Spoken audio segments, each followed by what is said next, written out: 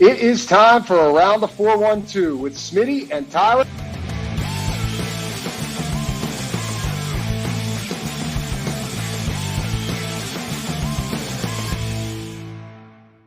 Welcome back to Around the 412. I'm Tyler. With me, as always, is my co-host Smitty. Go follow us on all of our social medias at Around the 412, whether that's on X, Instagram, Facebook, TikTok, Threads. We're at everything.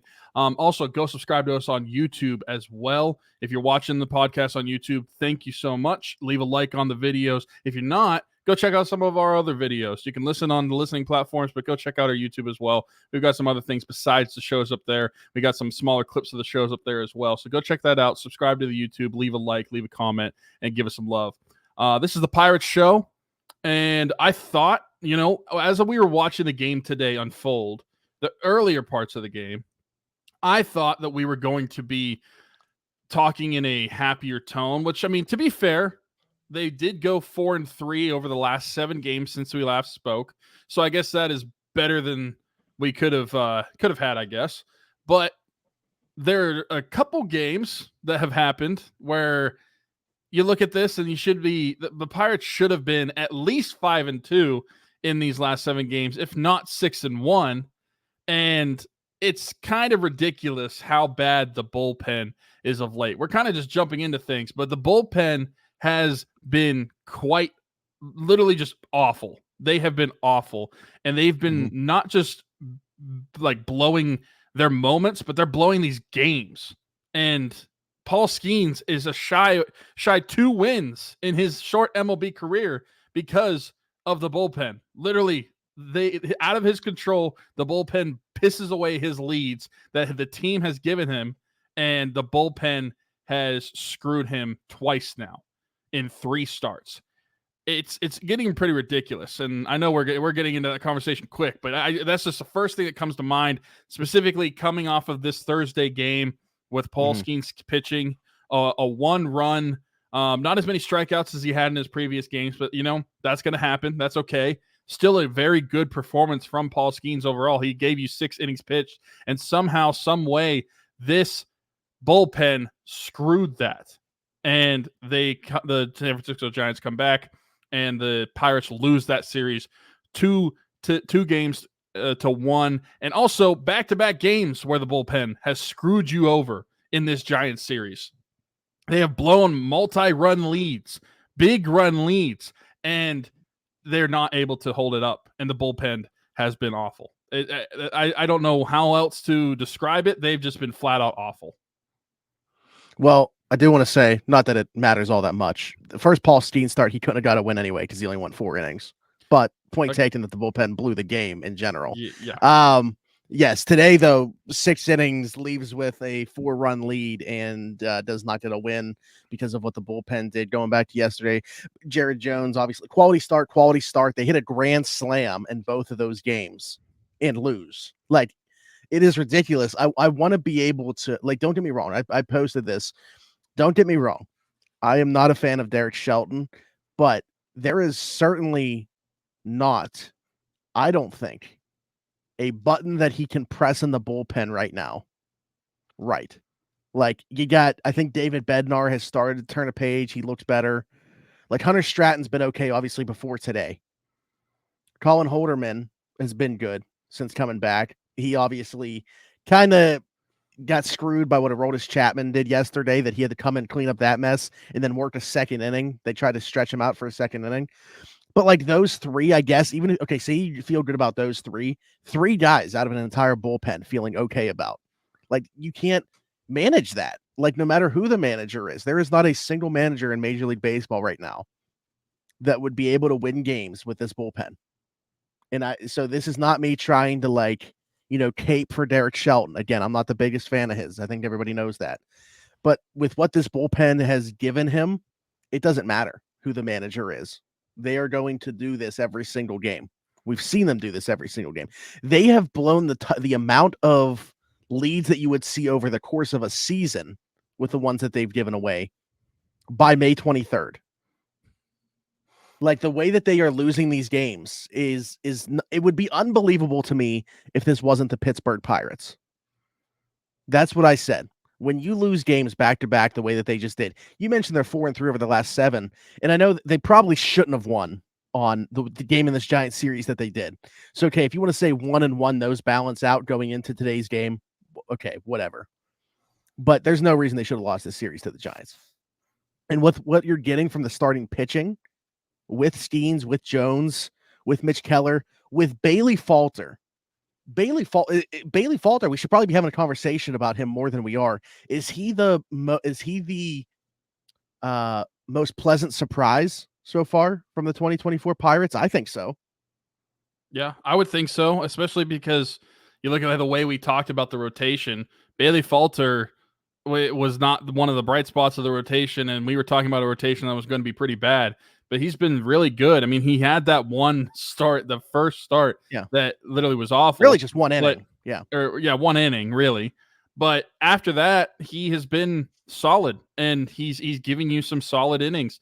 And I think that when you look at what he's been able to do out of, like, from an expectation standpoint, what he's been able to do is completely opposite of what we expected from some of these bullpen arms. And it has been so backwards from what we were expecting. I was looking at, you had mentioned, like, they had, like, blown, like, the most saves, like a season career of saves that you would have.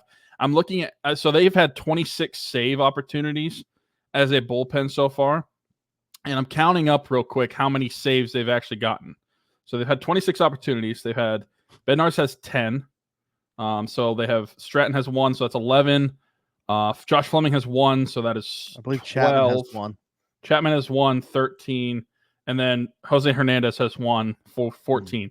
14 out of 26. So that means they've blown 12 saves already, and it's only May.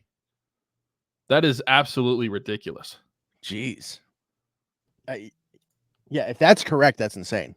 I mean, I'm literally looking at it. I looked at their save. I added up their save opportunities. They have. I'm not questioning you. I'm questioning I just don't know if that's fully accurate. That's insane. I mean, it's MLB.com. Yeah. Okay. So I mean, and to go even like just more smaller window. I was looking, and I did this math at work. And if you're watching over on YouTube, you can literally see where I wrote it down, just so I would remember it. Like a Mac, no matter what. I looked at their last 7 days, and pitching as a whole, bullpen and the starters. And I just wanted to look at how many innings pitched did you have combined as starters versus bullpen, and then how many earned runs did you give up? And I wanted to look at specifically earned runs because, I mean, you can give up runs that aren't yours. So I was just curious about that. And in the starters, in 36 combined innings pitched over the last 7 games, have given up 8 earned runs. Pretty good. The bullpen, in 19 1/3 innings pitched in the last 7 games, has given up 16 earned runs. Over double the earned runs in almost half of the innings pitched. It's ridiculous how bad this bullpen has been, and it's ridiculous how bad they've been losing games for them lately, especially because it's hard for us to complain about the bats, at least over the last week, too. We were talking about the bats getting better on last week's podcast, and over the last 7 games, 4 of those 7 games, they've scored 5+ runs. It's really hard to complain about an offense that's doing that majority of your games over a week span. So if the offense hasn't been a huge issue and the starters have been really good, the bullpen has been the problem. Yeah. Let's go back to the games that have happened since the last time that we recorded. We didn't even get to, we should be talking about this, the Skenes start previous. Didn't give up a hit, but we can't even really talk about it that much because he's had another start since then, and the way that it went down, the way that this bullpen is pitched, it's just that's what we're harping on. But was unbelievable in that game. Scored 9 runs in that game. They lose 1-0 to the Cubs on Saturday. Win 3-2 against the Cubs. They were able to win 3 out of 4 in Chicago. Then they come home for this series feeling good. That comeback win on Tuesday against the Giants. Man, they should be riding high. You got Jones and Skenes the next 2 days. They lose 9-5, 7-6 in games where they had a 5-run lead and 2 different 4-run leads, respectively, in those 2. To your point, I wasn't even really thinking about it that way. But the offense has, other than that 1-0 loss against Chicago on that Saturday game, they've been scoring runs ever since that Brewers series. The last two, the offense has not been an issue either, along with the starting pitching. It's been the bullpen. So, that's the thing. There's not immediate answers. These guys that are in AAA that they keep calling up, they're not even performing well in AAA. They like Mlajinsky, which may be my biggest, not my biggest disappointment, but the fact that he's not even playing. He wasn't playing well in the minors either. So not even making the case necessarily to be back in the majors. Comes back in the majors and hasn't performed. Ryder Ryan was not pitching well in AAA when they sent him down. Jose Hernandez was not having the numbers in AAA. He just came back up today, and he gave up a solo shot, which at the time seemed meaningless because it made it 5-2, and then we got one back to make it 6-2, but that obviously ended up we lost by 1 run. So I don't know. I mean, bullpen searching for answers, and there doesn't seem to be any help immediately available. Man, doesn't make you miss guys like Dario Moreta and Ryan Baraki, who hasn't been available to the club either. I don't know. And I'm wearing the Paul Skenes Game Changer shirt right now. And this is what I wanted to show off. You're watching on YouTube. There it is. And you can get yourself one of these bad boys. What's going on, everybody? Smitty from Around the 412, and I just want to take a quick second to give a shout out to our folks at Game Changers. Their logo on the screen right now, right above my microphone. Over 2,000 different designs in their catalog. Luxury heavyweight material. I am wearing one of their shirts right now. Best vintage t-shirts in the game. Head over to gamechanger.la or pick6.la to pick up some shirts. And guess what? Use code AT412. Save yourself $10 on your order every single time. Again, gamechanger.la or pick6.la. Best vintage t-shirts in the game. Check them out. I thought about this. Maybe I shouldn't have recorded that 2 days after I shaved to just a mustache. We're going to have to re-record another one of those in the near future to make sure that I actually have some facial hair besides the stash going on. But anyways, go to gamechanger.la or pick6.la. Save $10 if you use code AT412. Plenty more to come from Paul Skenes and Jared Jones. Go pick up one of those shirts or any from their 2,000 plus designs over there. But it's just so frustrating to me to watch the starters pitch the way that they I've had so much fun watching the beginning and middle portions of these Pirate games lately. And then we get to the back end where we have to see the bullpen. And that's the thing. Oh man, I just more thoughts keep popping in my head on a whim here.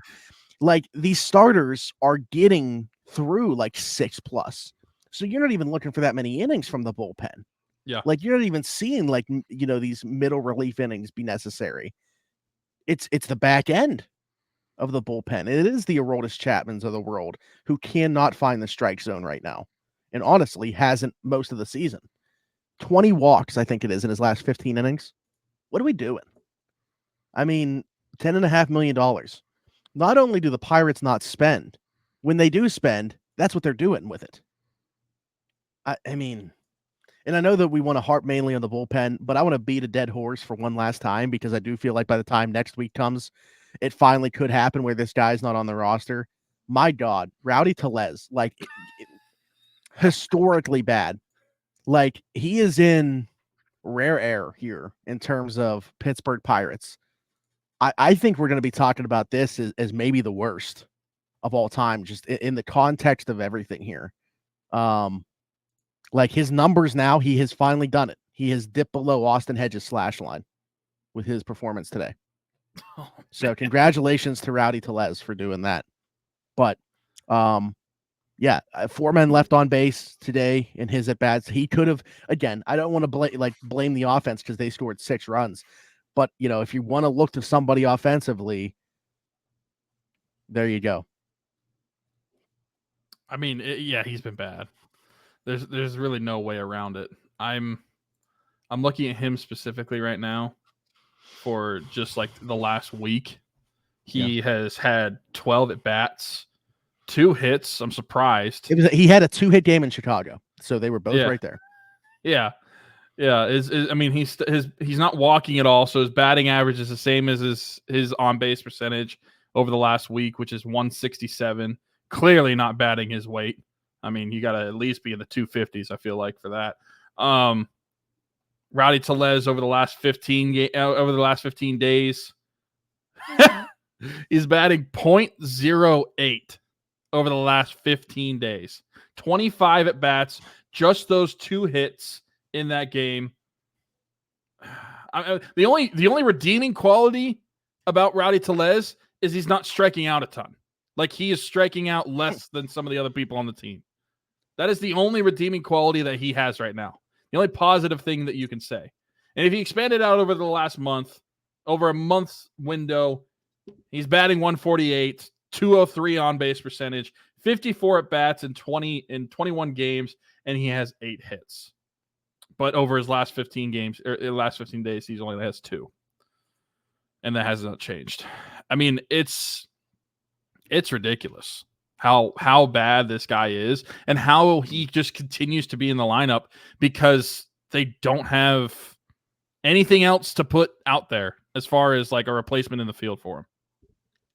I mean, like, I feel like there is something you could try at AAA. Like, bring Jake Lamb up and see what. You could try it. Yeah. I mean, that's the thing too, is like Jake Lamb probably can't be any worse. And if he is, if he is, who really cares? Because it's already bad. Jake Lamb. Jake Lamb is a below average major leaguer. I don't think he's very good, but being not very good in a below average major leaguer is a massive improvement from what they're getting from Rowdy Tellez right now. So it's a shot worth taking, in my opinion. I don't know what the other, like, Connor Joe even has started the dip. What does he have? Like, 1 hit? You're looking at the last 7 or something right now, right? Like, what does he have? Like 1 hit in his last 20 at bats? So something like that. Connor Joe, in his last 27 at bats, he has 5 hits. 5 for his last 27, but if you dwindle that down more, because I swear they said he was like over his last 16 or something on today's broadcast. So I was wondering if you. Let me see if I can. Let me see if I can just go game log and try to find it that way. So we're in May. So let's see. At bats and hits. Okay, now I have the columns figured out. So 10, 14, 10, 14, 18, 22. So he's 2 for his last 22. Okay. Yeah. So, I mean, that's probably, but point being, like, I still like Connor Joe, still think he's very useful, should play against lefties for sure. And I don't have a problem with him playing occasionally against righties, certainly coming off the bench in pinch hit situations. But, like, I don't think he's your solution as an everyday first baseman either. Like, I just think that once his workload increases like that, that's why you're seeing where he's at right now over the last 22 at bats, like we're talking about. So I don't think that there's like a solution immediately there. Is there somebody else in the organization that makes sense to try at first base? I don't necessarily see it right now. I would call Jake Lamb up, give him a shot, see where it goes. And man, this is, again, going back to, they're not going to have a choice. Clearly the bullpen is going to need addressed in the offseason as well. You're going to need to add some arms there. First base, can we finally get a solution? Not trying to have a bounce back year from Rowdy Tellez because he hit 37 homers or whatever it was 3 seasons ago. Well, let's see. We have there is Garrett Forrester, who's currently in high A ball. He was drafted a couple of years ago. Yeah, he's in high A ball. He plays first base. We could try him out. You also have Tony Blanco, who was he drafted last year? No, he was signed in January of You're telling me this guy's in the Pirates system and not a character on The Sopranos? Tony Blanco Jr. was signed. No, that's not a real person. No, yeah, he was signed. I'm assuming, he's a Dominican, so he was signed international. Signed when he was 17 with the Pirates. Or no, he was 16 still. Didn't quite turn 17. But he is currently in rookie ball, and he apparently is a first base / outfielder. So maybe they can just give him a try. Because I'm pretty confident that if you put Rowdy Tellez in rookie ball, I don't really think he's going to be doing much better anyway. Yeah, I don't know. I mean, this is, again, you got the starting pitching. If they waste this, it's I think it's a foregone conclusion by the way that the rest of the roster looks, and you can't fix what this is. Like, there's not a Band-Aid solution for this season. So This season, throw it away. You're going to have the starting pitching and you're going to have the offense from time to time. You don't have the bullpen. And it's hard for me to envision a world where enough guys figure it out to give them a solid bullpen. But next year, this can't happen again. Mm-mm. Well, that's the this thing. Is year 5 of Cherington's rebuild, by the way. You know how hits we've been talking about Andy Haynes? You can't really talk about the pitching coach because with the starters, the pitching's fine. It's just the bullpen.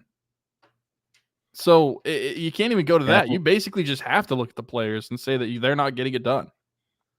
Mm-hmm. And then you look at who brought these players in. Yeah, well, we know that's not changing. I mean, how long of a leash, realistically, do you think that there is? For Ben Cherington? Mm-hmm. I mean... Who do you think is a longer leash? Ben Cherington or Derek Shelton? I mean, I would say probably Ben Cherington does because he controls Derek Shelton's job. But yeah, I at the same time, like, I don't know how much of the leash there is just because I can't say that I fully know how much the team, the organization, the owner, everything, as far as like being committed to winning goes. I understand, like, you're going to say you're committed to winning. You're going to say you want to win. But until they go out there and prove it, like, if this is a disappointment this year, how long do we have to wait to actually see change? Ben Cherington has not been a good GM in his past, so why have we have to be 5 seasons in and expect something to happen with him? That's what I don't understand. He won a World Series with the Red Sox, and his entire tenure has been riding the coattails of that one season. Every other year, he's been in last place. That happened 10 years ago. Yeah. Yep. 11 years ago. Mm-hmm. I don't understand why anybody can think that Ben Cherington has done anything but be underwhelming as Pirates GM. I feel like there was an air of excitement whenever he was brought in, and that's probably because people just latched on to the fact that he's won a World Series before. And he has been a GM at a big ball club like the Red Sox. I think it was a relatively high-profile hire because of that with the Red Sox, but also the Blue Jays stuff. I mean, he was given credit for, bringing in Bo Bichette, Kevin Biggio, signing Vlad Guerrero Jr. Like, he built a lot of that as well. Like, he was there for that. So was Steve Sanders, the assistant GM to Ben Cherington. But, like, at some point you got to see results. I'm pretty close with the way that they should have. Like, the leashes to me should be pretty much equal, but I would cut bait with Cherington before Derek Shelton. And speaking of cut, Smitty from around the 412 here. And while I may not have much hair, the hair that I do have will not be cut by anybody besides Keek at Keek's Barbershop. My friend Christian Circle, been with us since day one. Keek's Barbershop, located 401 Burkitch Way, Suite 2 in Beaver, PA. Download the app, The Cut. Book an appointment with Christian today, or you can do walk-in with Tony or Ashley. But again, Keek's Barbershop, 401 Burkitch Way, Suite 2 in Beaver, PA. Go check them out. Old school vibe in there. Absolutely love it. Cannot recommend them enough. Wouldn't go anywhere else. Maybe I'll see you there. Keek's Barbershop, 401 Burkitch Way, Suite 2 in Beaver, PA. I don't know. I've just gotten to a point with this franchise where, and I've said this in the past, like, I just don't take them seriously. Like, there's players on the team that I root for. I want them to win. But until there is a level of commitment from up top that I can see play out on the field, I can't take them seriously. I can't either. I feel like it's been a repetition of just the same answers that we've heard for the past several seasons, as far as the progress of the club, the players that are underperforming of the club, what the expectation is as far as the future of this franchise. It's been the same repetition that he has had basically since he has shown up.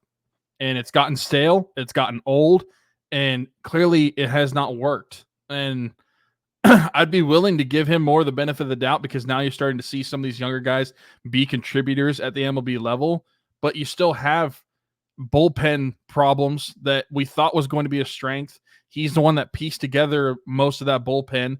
I don't see how you can have confidence in really anything that he has said, anything that he has done. I mean, even some of those draft picks that we were excited about, some of those aren't like panning out as much as we'd hoped, at least early on. Now, I will say Nick Gonzalez has looked way better in his second stint with the MLB than he has in his first stint with the MLB, especially over the last week. He's batting over 300 in his last 7 games.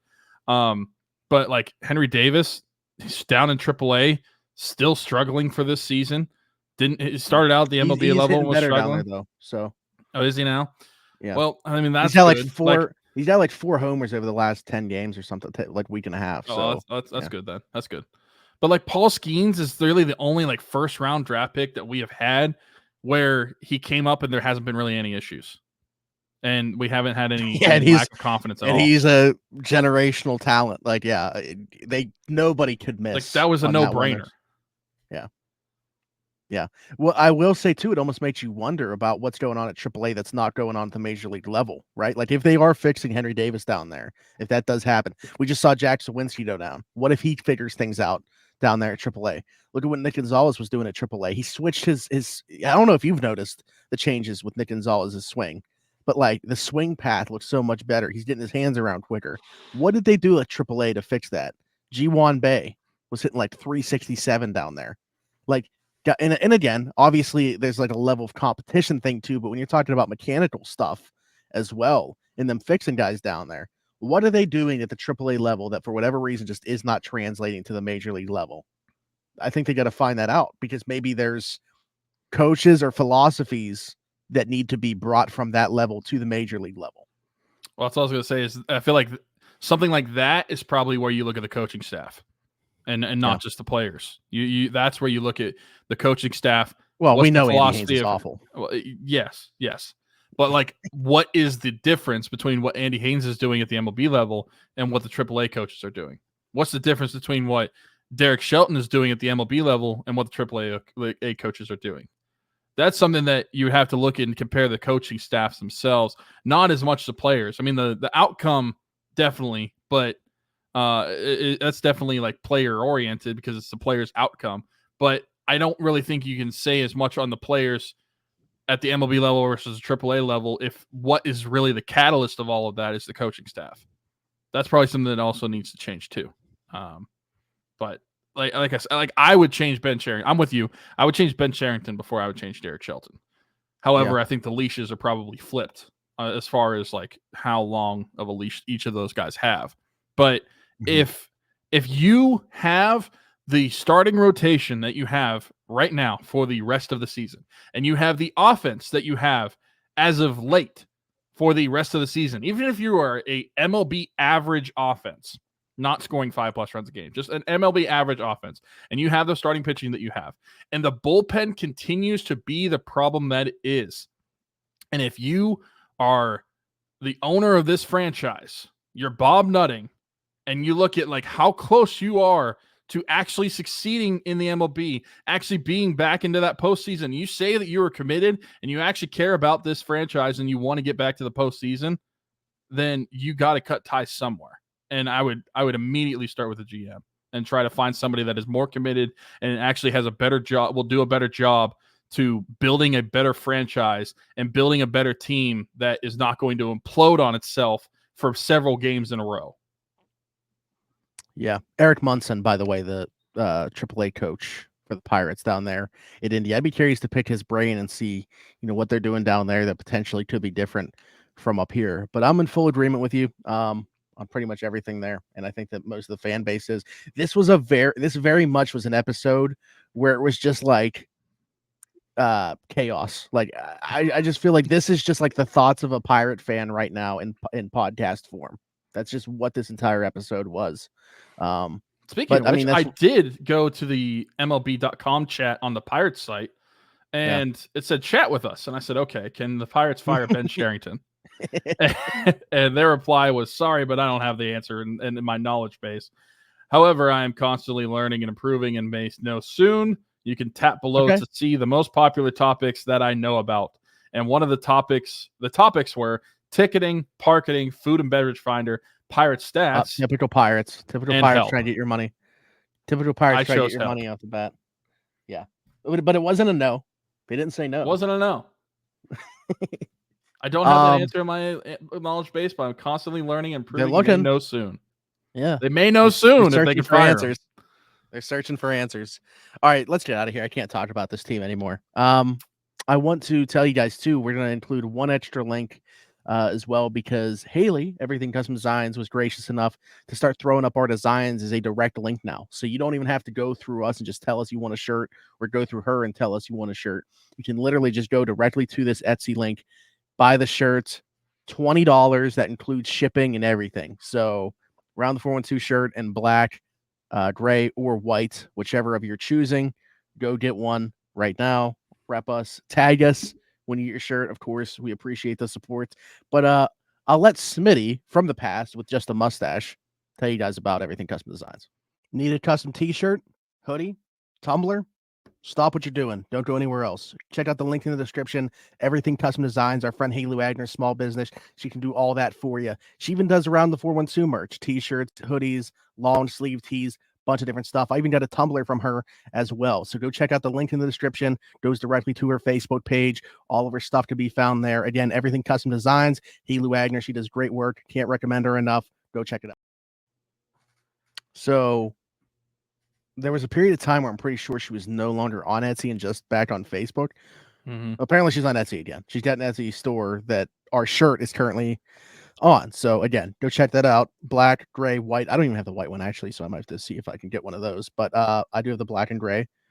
Some other people have the black and gray as well. Pittsburgh Steelers tight end Pat Fryermuth being one of those. Which, by the way, I think he wore it whatever day, Sunday. I think that they had an event that he was at. Yeah. And somebody DM me and was like, "Yo, I just saw Pat at this event. It's pretty cool that he's rocking your shirt." I was like, "Oh, is he?" So then, I was like, "I don't even know what's going on. I didn't know there was an event today or anything like that." Ends up I see this random picture, which, by the way, shout out to Scott Juba, who was the picture that I saw. But he took a picture with Pat and he's just wearing our shirt. I was like, "Bro, wait, you just were repping our shirt out in public, didn't even tell me about it." So I appreciate Pat for doing that. But Psycho for wearing a long sleeve t-shirt in Pittsburgh on Sunday because it was 80 degrees. Like 80 degrees. But anyway, so go get yourself a piece of our merch. Maybe I don't know, you can get a hoodie and long sleeve tee from her as well.